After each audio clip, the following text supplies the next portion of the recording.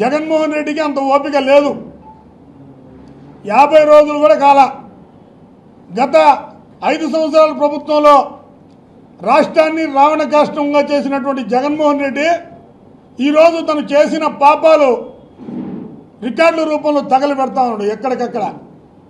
దానికి ఉదాహరణే మదనపల్లిలో ఏకంగా ఆఫీసే తగలబెట్టి ఏదైతే 4 నియోజకవర్గాలు తంబలపల్లి, మదనపల్లి, పీలేరు, పుంగనూరు, ఈ యొక్క 4 నియోజకవర్గాలు మదనపల్లి హెడ్ క్వార్టర్ పెట్టుకొని పేదల భూముల పట్టాలు, భూ క్రమబద్ధీకరణ పేరుతో వైసీపీ నాయకులు చేసినటువంటి భూదందా, మైనింగ్ వ్యాపారం, ఇలా అనేక ఫైళ్లు పాపాలు బయటపడతాయని పుంగనూరు పుడింగి పెద్దిరెడ్డి రామచంద్రారెడ్డి కనుసంగ మేరలో జరుగుతున్నటువంటి ప్రమాదం. రికార్డులు తగలబెట్టినా కూడా అక్కడ ఫైర్ సిబ్బందికి కూడా కనీసం ఇంటిమేషన్ ఇవ్వనటువంటి దౌర్భాగ్య పరిస్థితుల్లో ఉన్నటువంటి వైసీపీ నాయకులు.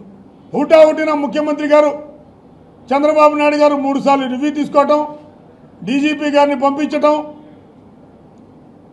వెంటనే ఈ విషయం నిగ్గు తేల్చాలని చెప్పటం, అక్కడ డీజీపీ గారు వెళ్ళి ఇది యాక్సిడెంట్ కాదు ఇన్సిడెంటే అని చెప్తున్నారు. ఈ యొక్క విషయం 1 సార్లు వీళ్ళు చేస్తున్నటువంటి దారుణాలు. అయితే జగన్మోహన్ రెడ్డి ప్రభుత్వం పోయినా ప్రజలు ప్రతిపక్ష పాత్ర ఇవ్వకుండా తిరస్కరించిన ఏదో విధంగా ప్రజల్లో వెళ్ళాలి, డైవర్షన్ పాలిటిక్స్ గత ప్రభుత్వంలో చేసినట్టు ఆయన ప్రభుత్వంలో మళ్ళా ఆయన ప్రభుత్వం ఉందనుకుని డైవర్షన్ పాలిటిక్స్ చేస్తాడు. ఒక పక్క 24వ తేదీ ఢిల్లీలో ధర్నా అంటాడు, ప్రజల్ని దృష్టి మళ్ళించి ఇక్కడ చూస్తే వాళ్ళు చేసినటువంటి పాపాలు, భూదందాలు, దౌర్జన్యాలు ఇవన్నీ ఫైళ్లు తగలబెడతాడు. ఇంకో పక్క అసెంబ్లీలో బయట ప్రాంగణంలో పోలీసు వాణి ఏమింటావు, ఏం చెప్తావు పోలీసులతో? మధుసూదన్ రావు గుర్తు పెట్టుకో, ఎల్లకాలం ఉండదు, పోలీసులు 3 సింహాలు ఉన్నది అధికారులకి నాయకులకి సలాం చేయడానికి కాదు. నువ్వు చేసింది ఏందయ్యా జగన్మోహన్ రెడ్డి? గత 5 సంవత్సరాలలో ప్రజా సంఘాలపై, ప్రతిపక్షాలపై, నీ ప్రభుత్వాన్ని ఎండగట్టిన వాళ్ళపై, యావత్తు ఆంధ్రప్రదేశ్ రాష్ట్రంలో ఎంతమంది ప్రజల పక్షాన్ని నిలబడి మాట్లాడిన ప్రతి ఒక్కరిపై దారుణంగా కొట్టడం, చంపటం, కేసులు పెట్టడం, జైలుకు పంపించడం, ఇవన్నీ నీ పాలనలో జరగలేదా జగన్మోహన్ రెడ్డి? ఒక మామూలుగా ఒక పెద్దవాళ్ళు చెప్తారు సామెత కాదు, వాస్తవాలు ఇవన్నీ. చాలామంది ప్రవచనాలు వింటూ ఉంటాం. కర్మ సిద్ధాంతం ఒకటి ఉంటుంది. 100 మంది ఆవుల్ని 100 మంది దూడల్ని కట్టేసినా అవి విప్పితే ఏ ఆవుకి ఆ దూడకి కలుస్తూ ఉంటుంది. అలా కర్మ కూడా అంతే. జగన్మోహన్ రెడ్డి నువ్వు చేసిన పాపాలు నీకే చుట్టుకుంటాయి. 1 రూపంలో కాదు, 1 చేస్తే 10గా నీ కాడికి వస్తాయి. అదే ఈరోజు ఆంధ్రప్రదేశ్ రాష్ట్రంలో నీ పట్ల జరుగుతూ ఉంది. తెలుగుదేశం పార్టీ నారా చంద్రబాబు నాయుడు గారు నిష్పక్షపాతంగా పాలన అందించే వ్యక్తి,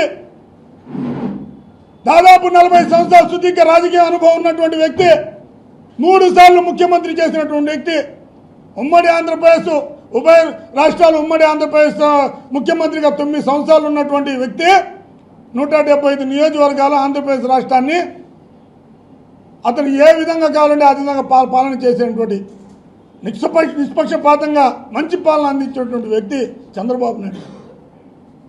ఈరోజు 50 రోజులు కూడా కానటువంటి ఈ ప్రభుత్వానిపై విమర్శలు చేస్తున్నావంటే నువ్వు ఎంత దౌర్భాగ్యుడని చెప్పాలి. సిగ్గు లేదా నీకు? నీ చెల్లెలు కూడా నీ చెల్లెలు నీపై విమర్శిస్తూ ఉంది. బాబాయ్ హత్య జరిగినప్పుడు ఎక్కడ పోయింది పోరాటం? ఈరోజు సేవ్ డెమోక్రసీ అని చెప్పి సేవ్ ఇదని చెప్పి ఢిల్లీలో నువ్వు పోయి ధర్నా పెట్టాలనుకుంటున్నావు. సిగ్గుందే నీకు అసలు?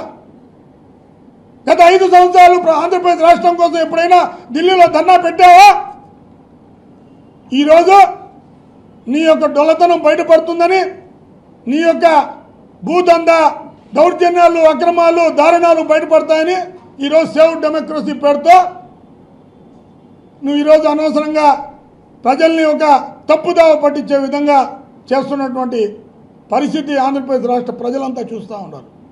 కాబట్టి ప్రజలు నిన్ను పూర్తిగా మర్చిపోయే పరిస్థితుల్లో ఉన్నారు. కాబట్టి నువ్వు చేసినటువంటి దారుణాలన్నీ చూడలేక నీకు ప్రతిపక్ష హోదా కూడా ఇవ్వలేదు. ఇంతకు మించి ఘోరం వేరేవాడైతే ప్రజలు ఇచ్చినటువంటి తీర్పును గౌరవిస్తూ ఇకనైనా నీ బుద్ధి మార్చుకొని తిరగాల్సిన అవసరం ఉంది. కానీ నువ్వు దుర్మార్గుడివి, రాక్షసుడివి, మనిషి రూపంలో ఉన్నటువంటి ఒక సైకోవి. కాబట్టి నువ్వు ఇంకా ఇలాంటి దారుణాలు పాల్పడుతున్నావు. ఎప్పటికైనా తెలుగుదేశం పార్టీ ప్రజల పక్షాన ఉండేటువంటి పార్టీ, తెలుగుదేశం పార్టీ ప్రజల పక్షం నిలబడి పాలన అందించినటువంటి పార్టీ.